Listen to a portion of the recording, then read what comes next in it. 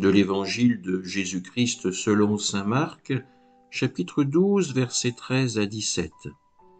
En ce temps-là, on envoya à Jésus des pharisiens et des partisans d'Hérode pour lui tendre un piège en le faisant parler. Et ceux-ci vinrent lui dire : « Maître, nous le savons, tu es toujours vrai. Tu ne te laisses influencer par personne, car ce n'est pas selon l'apparence que tu considères les gens, mais tu enseignes le chemin de Dieu selon la vérité. Est-il permis, oui ou non, de payer l'impôt à César, l'empereur ?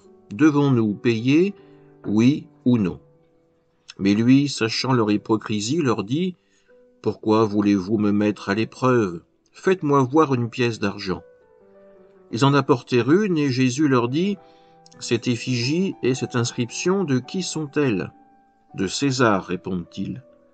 Jésus leur dit : « Ce qui est à César, rendez-le à César, et à Dieu ce qui est à Dieu. » Et ils étaient remplis d'étonnement à son sujet. Acclamons la parole de Dieu.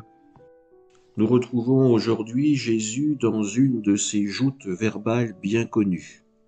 Il est confronté à des pharisiens, à des partisans d'Hérode, qui lui tendent un piège grossier par rapport à l'impôt dû à César. Devons-nous payer, oui ou non ? Toi qui es toujours vrai, eh bien réponds-nous. Voilà en substance ce que lui demandent ces hommes. Mais lui, sachant leur hypocrisie, leur dit : « Pourquoi voulez-vous me mettre à l'épreuve ?» Cette phrase, nous pourrions aussi bien la prendre pour nous-mêmes. Combien de fois dans notre vie, dans notre existence, avons-nous agi envers Dieu à la manière de ces pharisiens, de ces partisans d'Hérode, en voulant mettre Dieu dans une situation devant laquelle il ne pourrait réagir qu'en nous donnant raison, qu'en venant à notre aide.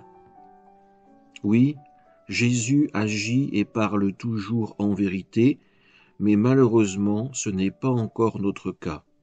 Nous devons vraiment nous ouvrir à la présence de l'Esprit pour être capables d'être dans cette vérité et ne plus essayer de tromper Dieu, comme malheureusement nous nous trompons nous-mêmes. Amen.